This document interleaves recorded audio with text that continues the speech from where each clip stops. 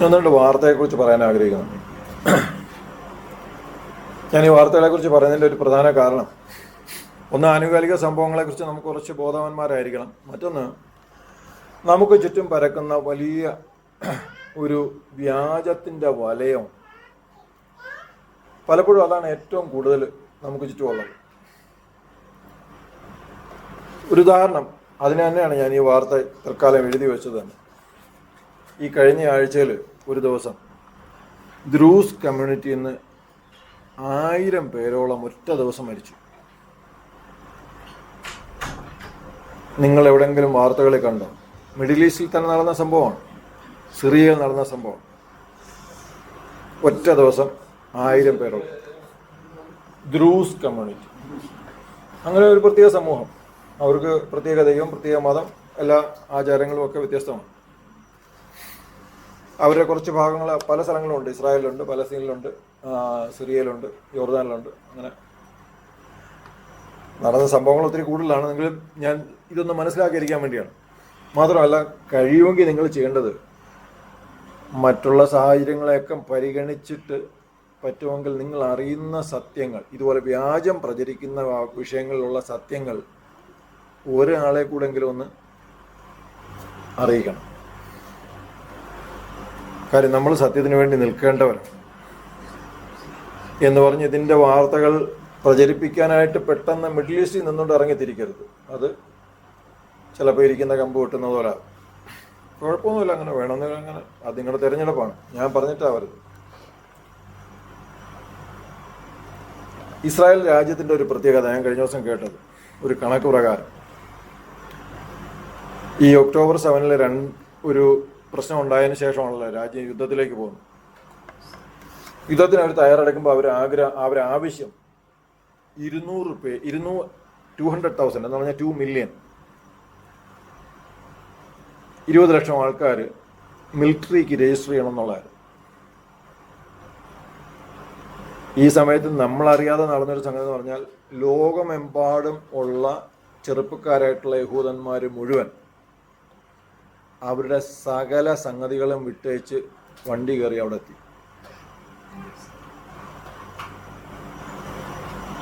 200,000 ആയിരുന്നു അവർക്ക് രജിസ്റ്റർ ചെയ്യേണ്ടായിരുന്നെങ്കിൽ 450,000 അവർ അവസാനിപ്പിച്ചു. ഈ ഒരു രാജ്യസ്നേഹം നമുക്ക് തോന്നുന്നുണ്ടോ? നമുക്ക് കിട്ടുമോ? പാകിസ്ഥാൻ യുദ്ധം നടക്കുന്നുണ്ടെങ്കിൽ തീർച്ചയായിട്ടും നമ്മൾ അത്രയും ദിവസം കൊണ്ട് പോകാതിരിക്കും. അസാധാരണമായിട്ട് എനിക്ക് തോന്നുന്നു. ഇനി ഒരു വസ്തുതയോടെ ഇതുമായിട്ട് ബന്ധപ്പെട്ട്, ഇപ്പം ഇസ്രായേൽ പല രാജ്യങ്ങളുമായിട്ട് ഞാൻ ചോദ്യങ്ങൾ ഒഴിവാക്കി പെട്ടെന്ന് പോകാം. ഒരു 3-4 രാഷ്ട്രങ്ങളുമായിട്ടും യുദ്ധം ചെയ്യുന്നുണ്ട്. Syria, Yemen, Iran, Palestine. ഇതിൽ ഏതൊക്കെ രാജ്യത്തിലാണ് അവർ കുട്ടികളെ കൊല്ലുന്നു എന്ന് പരാതിയുള്ളത്?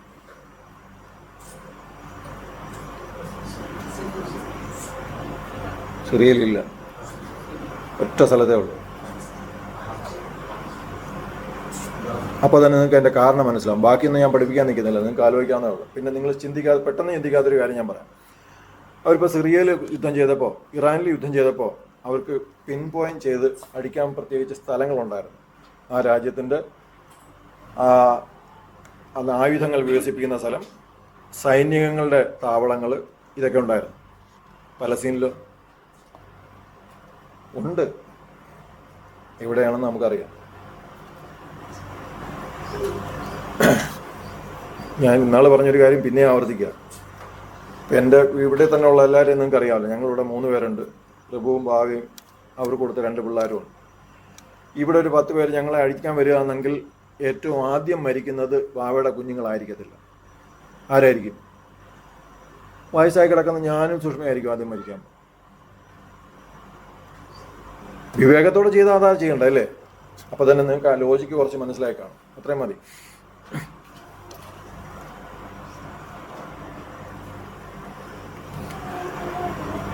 വേറെ 2 സംഗതികളുണ്ട്, ഞാൻ അതങ്ങ് ഒഴിവാക്കുക. ഞാൻ പിന്നീട് എപ്പോഴെങ്കിലും പറയാം. കഴിഞ്ഞ ദിവസം അവിചാരിതമായിട്ടാണ് ഞാൻ സ്മോൾ ഗ്രൂപ്പിൽ കുറച്ച് നേരം വന്നിരുന്നത്. ഞാൻ ജോസിനോട് പറഞ്ഞു, കുറച്ച് സമയം ഞാൻ വരാം, അവസാനം വരാം, വരാം എന്ന് പറയുമ്പോഴും എനിക്ക് അതിനുള്ളൊരു മനസ്സില്ല. കാരണം എന്ന് പറഞ്ഞാൽ ഇച്ചിരി ക്ഷീണമുണ്ടായിരുന്നു. ഞാൻ കുളിക്കാനായിട്ട് മേളിലോട്ട് പോകുമ്പോഴും ഭയങ്കര ക്ഷീണത്തിലാണ്. ഒരു 10 മിനിറ്റ് ഇരുന്ന് ഉറങ്ങാനുള്ളൊരു അസാധാരണമായ താല്പര്യം എനിക്കുണ്ട്. എന്നിട്ട് ഞാൻ ഇറങ്ങി വന്നു. അതിലെന്നെ ഏറ്റവും അധികം സ്വാധീനിച്ചത് നോട്ട് തയ്യാറാക്കിയിട്ട് മറന്നുപോയി വന്ന് ഓർമ്മയിൽ നിന്ന് ചില കാര്യങ്ങൾ പറഞ്ഞ ലിജോയുടെ ചില വാക്കുകളാണ്. അതിൻ്റെ കാരണവും ഞാൻ പറയാം. ഞാൻ കഴിഞ്ഞ വെള്ളിയാഴ്ച പറയണ്ട എന്ന് ആഗ്രഹിച്ച് അല്ലെങ്കിൽ പറയണ്ട എന്ന് തീരുമാനിച്ച് ഒഴിവാക്കി വെച്ച ചില വസ്തുതകൾ അതിനകത്തുണ്ട്.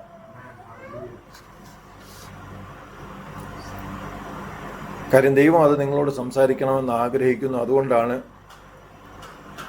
നീ അല്ലെങ്കിൽ വേറെ ആളുണ്ടെന്ന് ദൈവം എനിക്ക് തന്നെ വെളിപ്പെടുത്തുന്നത്. നിങ്ങളുടെ നോട്ടത്തിൽ നിങ്ങൾക്ക് എല്ലാവർക്കും അറിയാം, സാധാരണ സംസാരിക്കുന്ന ഒരാളല്ല.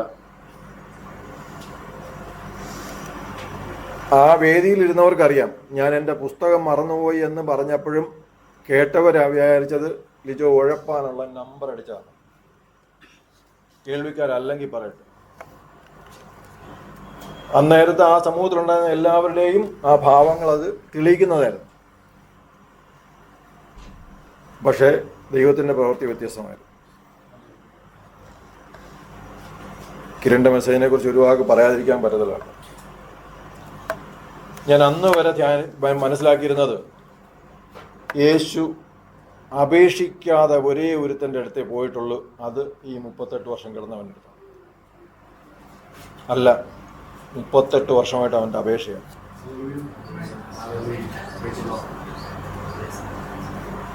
അവിടെ ലോകത്തിൻ്റെ സൃഷ്ടാവ് നടന്നെത്തുന്നു. സാധാരണ സത്യം പറഞ്ഞാൽ മലയാളികളുടെ സ്വഭാവത്തിൽ ഞാൻ ഇദ്ദേഹത്തെ പല കുറ്റങ്ങളും കണ്ടുപിടിച്ചിട്ടുണ്ട്, പറഞ്ഞിട്ടുണ്ട്, ഈ കൂട്ടത്തിൽ പ്രസംഗിച്ചിട്ടുണ്ട്. പക്ഷേ അവനൊരു പൊന്നായിരുന്നു. അതുകൊണ്ടാണ് നമ്മുടെ സൃഷ്ടാവ് അവിടെ നടന്നെത്തിയത്. അവൻ്റെ അവിടുത്തെ കിടപ്പ് ഒരു അപേക്ഷയും പ്രാർത്ഥനയുമാണ്. നമുക്കത് മനസ്സിലാക്കാൻ കഴിയാതെ പോയി എന്ന് മാത്രം. ദൈവത്തിന് സ്തോത്രം. ഞാൻ ഇന്ന് പറയാൻ ആഗ്രഹിക്കുന്നത്, ഞാൻ നേരത്തെ പറഞ്ഞ പോലെ മറ്റ് പലതുമായിട്ട് കണക്ട് ചെയ്യാൻ സാധ്യതയുണ്ട്. എവിടെ ചെന്ന് നിൽക്കുമെന്നുള്ളൊരു തിരിച്ചറിവ് എനിക്കും നന്നായിട്ടില്ല. നമ്മൾ ഒത്തിരി ചിന്തിച്ച ഒരു വിഷയം അതിനായിട്ട് വായിക്കാം. അപ്പോസ്തലപ്രവൃത്തി 5:1-2.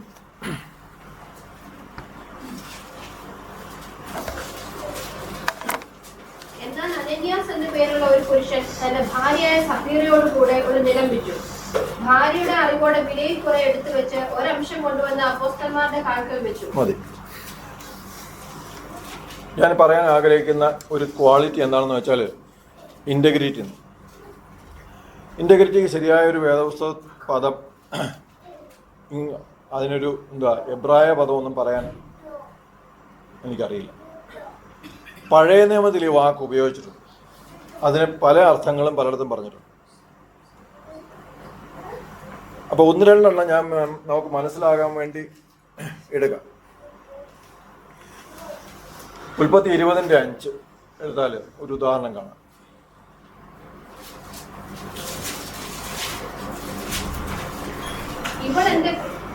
അതെ, അത് തന്നെ. ഇവൾ എന്റെ പെങ്ങളാകുന്നു എന്ന് അവൻ എന്നോട് പറഞ്ഞുവല്ലോ, അവൻ എന്റെ ആങ്ങള എന്ന് അവളും പറഞ്ഞു. വാക്യം തീർന്നു. ഹൃദയ പരമാർത്ഥതയോടും കൈയുടെ നിർമ്മലതയോടും കൂടെ ഞാൻ ഇത് ചെയ്തിരിക്കുന്നു എന്ന് പറഞ്ഞു. അതെ, എനിക്ക് മനസ്സിലാവുന്നില്ല ഈ വാക്യം എന്തിനവിടെ വായിക്കുന്നത്. വായനക്കാർക്ക് പലപ്പോഴും പറ്റുന്നൊരു പ്രശ്നമാണ് ഹൃദയപരമാർത്ഥത. ഇതാണ് ഇവിടുത്തെ വാക്ക്. ഇൻറ്റഗ്രിറ്റി എന്നാണ് നമ്മൾ പറയുന്നതിൻ്റെ ശരിയായ പ്രയോഗം. വേദോത്സവം അതിനവിടെ കൊടുത്തേക്കുന്നത് ഇൻറ്റഗ്രിറ്റി എന്നുള്ള വാക്ക് തന്നെ ട്രാൻസ്ലേറ്റ് ചെയ്ത് കൊടുത്തേക്കുന്നത് ഹൃദയപരമാർത്ഥത. നമുക്കതിന് എല്ലാ സന്ദർഭത്തിലും കൃത്യമായിട്ടൊരു അർത്ഥം കൊടുക്കാൻ അത്ര എളുപ്പമാണ്. ഇനിയോട്ട് വരും. പഴയ നിയമത്തിൽ ഒത്തിരി അടുത്ത് പറഞ്ഞിട്ടുണ്ട്, പുതിയ നിയമത്തിൽ ഒറ്റ സ്ഥലത്തും ഇത് പറഞ്ഞിട്ടുമില്ല. ഈ പറഞ്ഞേക്കുന്ന നമ്മൾ ആദ്യം വായിച്ച വാക്യത്തിലും അത് പറഞ്ഞിട്ടില്ല. യോബ് 2:3 അതിന് മറ്റൊരു അർത്ഥം പറഞ്ഞിട്ടുണ്ട്.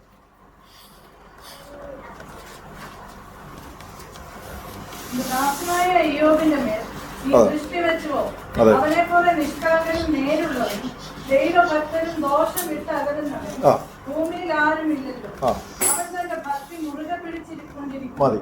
ഭക്തി, അതാണ് ഇവിടെ ഉപയോഗിച്ചിരിക്കുന്ന വാക്ക്.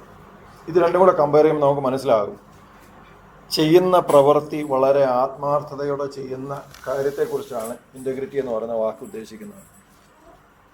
ദൈവത്തിന് സ്വാഗതം. ലിജോയുടെ ആ വചന ഘോഷണത്തിൽ ഉദ്ദേശിച്ച ഒരു വസ്തുതയും ഏതാണ്ട് ഇത് തന്നെ. നമ്മളുടെ പല സന്ദർഭങ്ങളിലുള്ള ആത്മാർത്ഥതയില്ലായ്മ.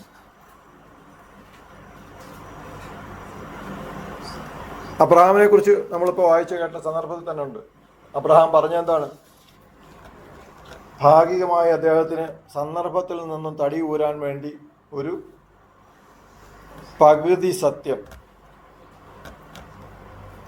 അവൻ ഈ നമുക്കറിയാം ഇവിടെ പാസ്പോർട്ടിലൊക്കെ ഫില്ല് ചെയ്യുമ്പോൾ നമുക്കറിയാം ഈ പിതാവും ഭർത്താവും ഒരു പാസ്പോർട്ടിലുണ്ടെങ്കിൽ ഏതായിരിക്കും വിസയ്ക്ക് വേണ്ടി കൊടുക്കേണ്ടത്? ഏതാ? ഭർത്താവ് കൊടുക്കണ്ടേ? എന്തുകൊണ്ടാണ്? അവസാനത്തെ സ്റ്റേറ്റസ് വിവാഹിതൻ എന്നുള്ളതാണ്. മനസ്സിലായില്ലേ? അബ്രഹാമിന് അറിഞ്ഞുകൂടാഞ്ഞിട്ടല്ല, പക്ഷെ തടി ഊരണമെങ്കിൽ എന്ത് വേണം? ജീവനോട് ഇരിക്കണമെങ്കിൽ എന്ത് വേണം? ആദ്യത്തെ സ്റ്റാറ്റസ് പറഞ്ഞു പോകും, രണ്ടാമത്തെ സ്റ്റാറ്റസ് മറച്ചു വച്ചു. വളരെ കൃത്യമായിട്ട് നമുക്ക് എന്തുകൊണ്ടാണ് പറയാൻ പറ്റുന്നത്? ഈ രാജാവിൻ്റെ പ്രാർത്ഥന അവൻ പറഞ്ഞത് ഞാൻ ഹൃദയ പരമാർത്ഥതയോടെ ചെയ്തു.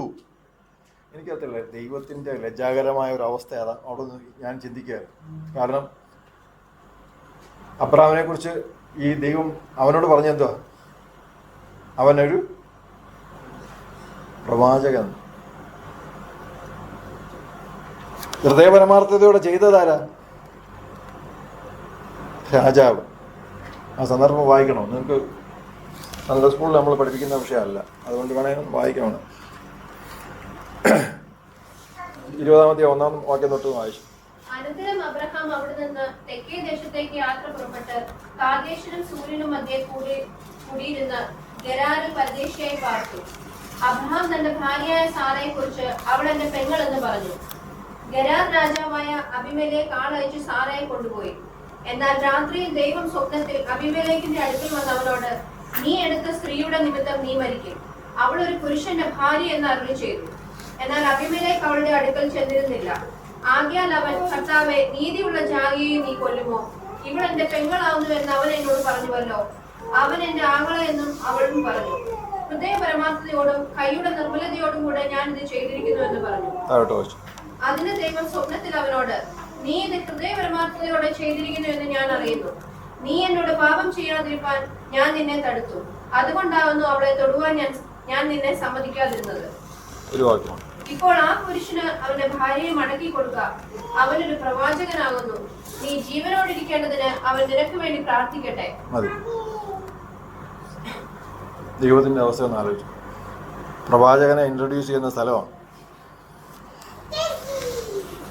ദൈവത്തിന് സ്തോത്രം. നമ്മൾ ദൈവത്തെ ലജ്ജിപ്പിക്കാറുണ്ട്. ഇനി ആദ്യം പറഞ്ഞ വിഷയത്തിലേക്ക് എത്തുന്നു. അനന്യാസും സഫീറയും അത് നമുക്ക് മാതൃകയായിട്ട് സംഭവിച്ച ഒരൊറ്റ സംഭവം എന്ന് ഞാൻ കരുതുന്നുള്ളൂ. അതിനുശേഷം പിന്നീട് ഒരിക്കലും പരിശുദ്ധാത്മാവ് അത്തരം ഒരു നടപടിയിലേക്ക് പോയിട്ടില്ല. അതുകൊണ്ട് തന്നെ ഇത് മനസ്സിലാക്കാൻ വേണ്ടി മാത്രമാണ്, പരിശുദ്ധാത്മാവിൻ്റെ സാന്നിധ്യം എന്താണെന്ന് നമുക്ക് മനസ്സിലാക്കാൻ വേണ്ടി മാത്രം തന്ന ഒരു ഉദാഹരണമായിട്ട് മാത്രമാണ് ഞാൻ അതിനെ കരുതുന്നത്. അതുകൊണ്ട് തന്നെ ആ വ്യക്തികൾ വലിയ പ്രസക്തികളല്ല. അതിനെക്കുറിച്ചും ഒത്തിരി ചർച്ചകൾ നമ്മുടെ ഇടയിൽ തന്നെ നടന്നിട്ടുണ്ട്. അവിടെ അപ്പോസ്തലൻ ചെയ്ത നീതിയല്ല എന്നുള്ള വസ്തുതകൾ പോലും ചർച്ച ചെയ്യപ്പെട്ടിട്ടുണ്ട്. എൻ്റെ വിഷയം അതല്ല. എൻ്റെ വിഷയം നമ്മുടെ പരമാർത്ഥതയെക്കുറിച്ച്. പലപ്പോഴും നമ്മൾ പറയുന്ന സ്റ്റേറ്റ്മെൻ്റ് ഒന്നും ശരിയായ വസ്തുതയല്ല, അല്ലെങ്കിൽ ആ വസ്തുത ശരിയല്ല. കാരണം ഒന്നിലുള്ള ഞാൻ ഉദാഹരണമായിട്ട് പറയാം. ഞാൻ ദൈവത്തെ സ്നേഹിക്കുന്നു എന്ന് നമ്മൾ പറയുന്നു. നമ്മൾ ഏറ്റവും ആദ്യം ഒഴിവാക്കുന്നത് ദൈവവുമായിട്ടുള്ള എല്ലാ കാര്യങ്ങളും. ഇവിടെ ഇരിക്കുന്ന എല്ലാവർക്കും അറിയാം ദൈവത്തിൻ്റെ പ്രയോറിറ്റി ഏറ്റവും മുകളിൽ നിൽക്കേണ്ടതാണെന്ന്, അല്ലെങ്കിൽ ദൈവം ഒരൊറ്റയാളെന്നുള്ള സ്ഥലത്ത് ഒരു സിംഗിൾ ചോയ്സിൽ നിൽക്കുന്ന ഏകയാളായിട്ടിരിക്കേണ്ടയാളാണ് നമ്മുടെ ദൈവമെന്ന് നമുക്കെല്ലാവർക്കും അറിയാമെങ്കിലും നമ്മൾ മാറ്റിവെക്കുന്ന ആദ്യത്തെ വസ്തുത എന്തായിരിക്കും? ഈ ദൈവത്തെക്കുറിച്ചുള്ളതായിരിക്കും.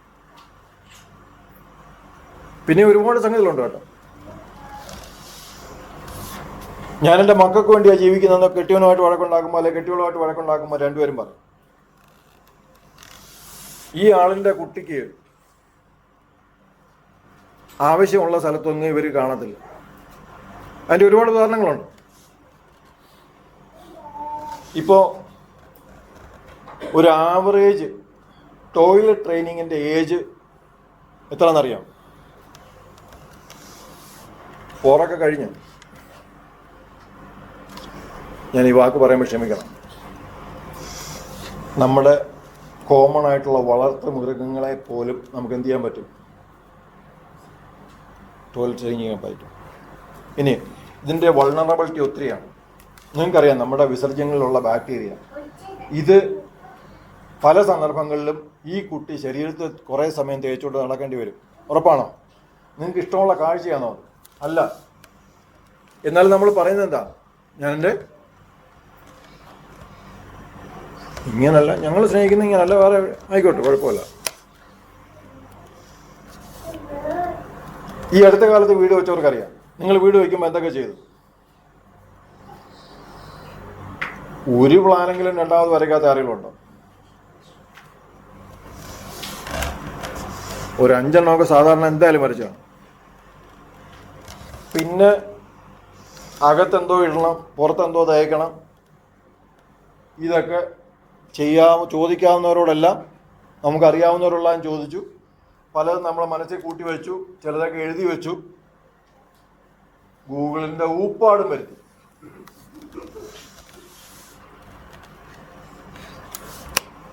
കുട്ടികളെ വളർത്തുമ്പോൾ നിങ്ങളുടെ അറിവിൽ നല്ലതുപോലെ പിള്ളേരെ വളർത്തിയ ഒരാളോടെങ്കിലും നിങ്ങളിതെങ്ങനെ സാധിച്ചു എന്ന് ചോദിച്ചിട്ടുണ്ട്?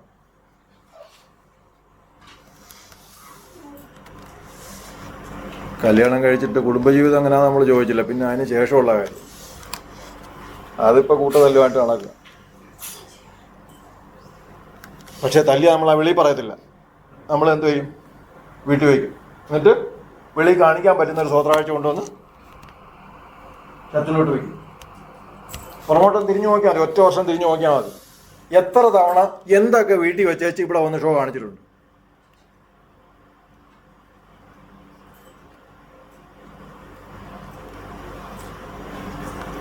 ദൈവത്തിന് സ്വാഗതം. ഞാൻ കഴിഞ്ഞ ദിവസം എൻ്റെ സാക്ഷ്യം ഞാൻ പറഞ്ഞെന്തിനാണെന്നറിയാം? ഞാൻ എന്തുകൊണ്ട് എൻ്റെ ദൈവത്തെ ആരാധിക്കുന്നു, എങ്ങനെ ആരാധിക്കുന്നു എന്നുള്ള തിരിച്ചറിവ് നമുക്ക് വരാൻ വേണ്ടി. ഞാൻ ഇന്ന് ഈ വായിക്കുന്ന വേദപുസ്തകം ദൈവത്താൽ അല്ലാതെ സാധ്യമാകത്തില്ല എന്നുള്ള പൂർണ്ണ ബോധ്യമുള്ളതുകൊണ്ടാണ് ഞാൻ ഈ ദൈവത്തെ ആരാധിക്കുന്നത്. സംശയങ്ങളില്ലാഞ്ഞിട്ടല്ല, ഉണ്ടായിരുന്നു. അനേകം സംശയങ്ങളുണ്ട്. ഇപ്പോഴും സംശയം വരുന്ന രംഗമുണ്ട്. പക്ഷെ അവിടെയും എന്നെ ഉറപ്പിക്കുന്ന ഒരേ ഒരു വസ്തുത, ഇത് എഴുതാൻ ഭൂമിയിൽ കെൽപ്പുള്ള ആരുമില്ല. ഈ തിരിച്ചറിവാണ്. ഇത് മനസ്സിലാക്കിയതാണ് എൻ്റെ ആരാധന വരുന്ന വഴി. ഇത് ബോധ്യമാകാത്തിടത്തോളം കാലം ദൈവദർശനം നിങ്ങൾക്ക് നേരിട്ട് കിട്ടിയില്ലെങ്കിൽ മരിക്കുന്നവരെ നിങ്ങളുടെ സംശയം മാറത്തില്ല. പ്രത്യേകിച്ച് നിങ്ങൾ ഡാർവിനെ കുറിച്ച് പഠിച്ചിരിക്കുന്നതുകൊണ്ടും. കാര്യം നമ്മൾ പല സൈസ് കുരങ്ങളെ കാണും. വാല് നീളമുള്ളതും വാല് കുറഞ്ഞതും ഒക്കെ നമ്മൾ കാണും. അങ്ങനെ ഒരു 1 കോടി വർഷമൊക്കെ കഴിയുമ്പോഴത്തേക്ക് ഒരു വാലൊക്കെ ചെറുതായിട്ട് വരാൻ സാധ്യത ഉണ്ട്. പിന്നെ അതുപോലെ ഇപ്പോഴത്തെ മനുഷ്യക്കുരങ്ങൾ എന്ന് പറഞ്ഞാൽ മിക്കവാറും ഏതാണ്ട് എല്ലാ വിധത്തിലും മനുഷ്യനെ പോലെ പെരുമാറാൻ കഴിവുള്ളതും ബയോളജിയിൽ തന്നെ മനുഷ്യൻ്റെതായ സിമിലർ ആയിട്ടുള്ള ഒരുപാട് കാര്യങ്ങൾ ഉള്ളതുമാണ്. ഇത്രയും കൂടെയൊക്കെ ആകുമ്പോഴത്തേക്ക് നമുക്കത് വിശ്വസിക്കാൻ ഒരുപാട് സാധ്യതകളുണ്ട്. ദൈവത്തിന് സ്വാഗതം. ഞാൻ ഇപ്പോഴും കുട്ടികളോട് സംസാരിച്ചിട്ട് വരും ചാവുടച്ചുകളെ പറ്റി. അത് നമുക്ക് തരുന്ന ബോധ്യം ചെറുതൊന്നുമല്ല. പിന്നെ ഈ ടെക്സ്റ്റിനകത്തുള്ള ഒത്തിരി കാര്യങ്ങളുണ്ട് എന്നെ സന്തോഷിപ്പിക്കുന്ന. ഓരോ തവണ പറഞ്ഞാലും എനിക്ക് രോമാഞ്ചം മാറാത്ത ഒത്തിരി കാര്യങ്ങളുണ്ട്. ഞാനിപ്പോൾ അവരുടെ അടുത്ത് പറഞ്ഞ കാര്യം വീണ്ടും ആവർത്തിക്കുക. കാര്യം യൂദ വാങ്ങിച്ച 30 വെള്ളിക്കാശ് അത് എവിടെ അവസാനിക്കും എന്നുള്ളത് 100 കണക്കിന് വർഷം മുമ്പ് എഴുതി വെച്ചേക്കുക. അവിടെയുള്ള പരീക്ഷമാർ ഇരുന്ന് തീരുമാനിക്കുക ഇത് ഒരിക്കലും ഭണ്ഡാരത്തിൽ കയറരുതെന്ന്. ഭണ്ഡാരത്തിലെ കണക്ക് പുസ്തകത്തിൽ അവനെ കൊണ്ട് എഴുതിച്ചു. ഇത്രമാത്രം ശക്തിയുള്ളൊരു പുസ്തകമാണ് നമ്മൾ വായിച്ചുകൊണ്ടിരിക്കുന്നത്.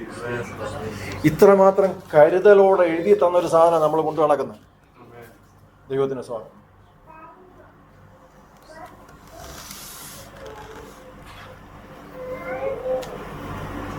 ഈ അടുത്ത സമയത്ത് ഞാൻ കേട്ടൊരു സംഗതി ആയതുകൊണ്ട് പറയുക. മറ്റൊരു ദൈവദാസനാൽ പറഞ്ഞൊരു കാര്യമാണ്.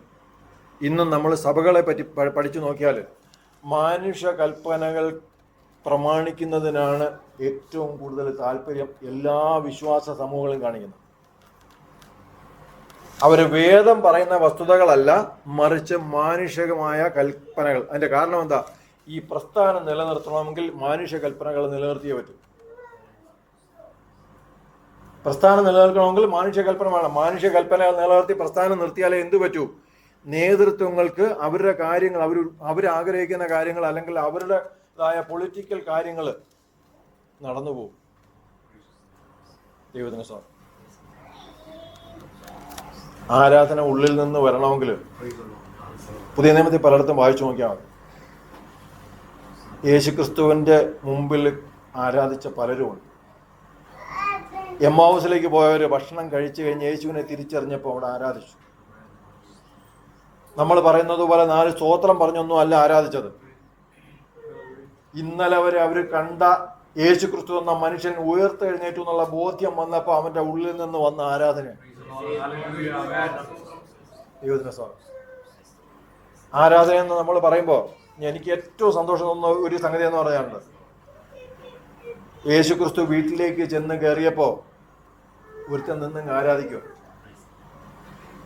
ഞാൻ അനാവശ്യമായിട്ട് വാങ്ങിച്ചതെല്ലാം കൊടുത്തേക്കാം, ഞാൻ കുറെ സാധുക്കൾക്ക് കൊടുത്തേക്കാം, പിടിച്ചു പറിച്ചതെല്ലാം കൊടുത്തേക്കാം.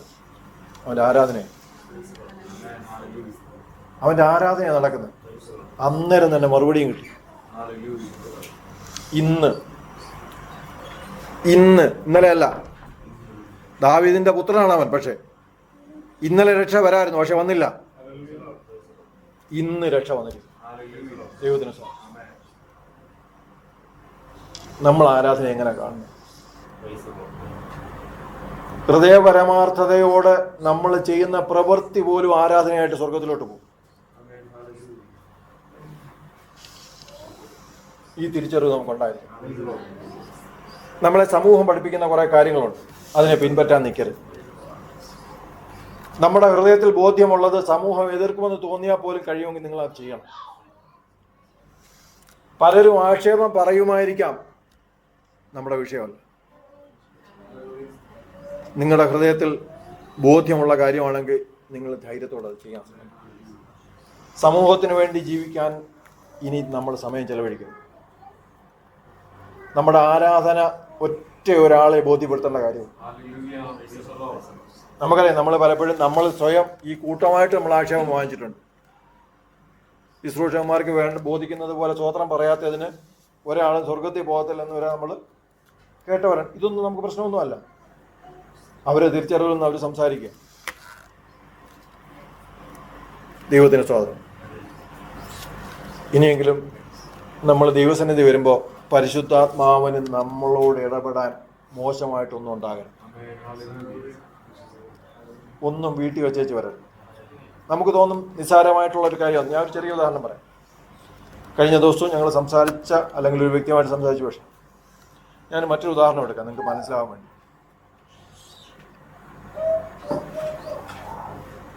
ചൊവ്വാഴ്ച മനസ്സിലായി നദനയിൽ കഞ്ചാവടിച്ച് ചാവുന്നു. അവനത് പതിവാണെന്ന് മനസ്സിലായി. വെള്ളിയാഴ്ച രാവിലെ ആകുമ്പോൾ ഞങ്ങളുടെ തീരുമാനം എന്താ?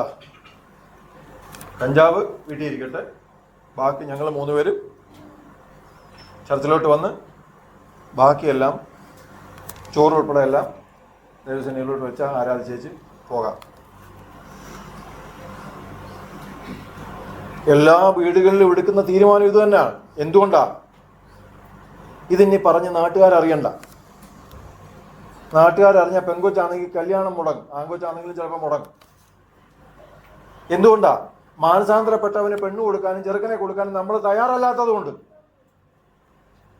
ആരുടെയെങ്കിലും മോശപ്പെട്ട വാർത്ത കേട്ടാൽ അത് നുണ പറഞ്ഞുകൊണ്ട് നടക്കാൻ നമ്മുടെ ഇടയിൽ ആളുള്ളത് കൊണ്ട്.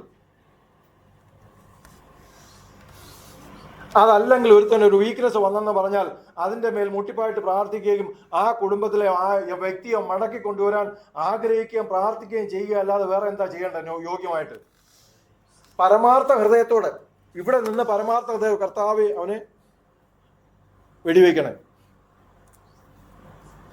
ഇനി വെടിവെച്ചാലോ ഈ കൂട്ടത്തിലുള്ള ഒരാളുടെയെങ്കിലും വീട്ടിൽ ചെന്ന് പെണ്ണി വരും. സൂക്ഷിക്കണം, പണ്ട് കഞ്ചാവൊക്കെ ഉണ്ടായിരുന്ന കേസ്. ഇങ്ങനെ സൂക്ഷിച്ചാൽ നീ പോലും മേളിലോട്ട് എടുക്കത്തില്ല. മേളിൽ ഇരുന്ന് ദൈവത്തിന്റെ അടുത്ത് കർത്താവ് പറയാൻ സൂക്ഷിക്കണം, പണ്ട് മറ്റതൊക്കെ ചെയ്ത പാർട്ടിയാ എന്ന് പറഞ്ഞാൽ മേളിലോട്ട് പൊങ്ങോ? ഈ കർത്താവ് പരമാർത്ഥി ആയതുകൊണ്ട് പറയാത്തത് കൊണ്ടാണ് നമ്മൾ ഈ ഞെളിയുന്നേ.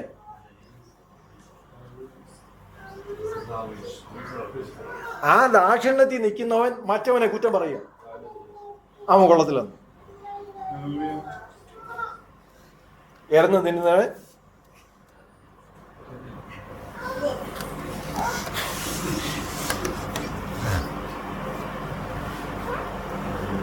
ദൈവത്തിന് സ്വാഗതം. ഒറ്റ തീരുമാനത്തിൽ പോകും, പരമാർത്ഥ ഹൃദയത്തോടെ. നമുക്കൊരു പുതിയൊരു ചെറിയ സമൂഹമെങ്കിലും സൃഷ്ടിക്കാൻ സാധിക്കും. ലോക മനുഷ്യരെ പോലെ അല്ലാത്തൊരു സമൂഹം, ജഡീകരെ പോലെ അല്ലാത്തൊരു സമൂഹം, ഹൃദയം കൊണ്ട് ജീവിക്കുന്നൊരു സമൂഹം ആയിത്തീരാൻ ദൈവം നമ്മളെ സഹായിക്കും എന്ന് പറഞ്ഞാൽ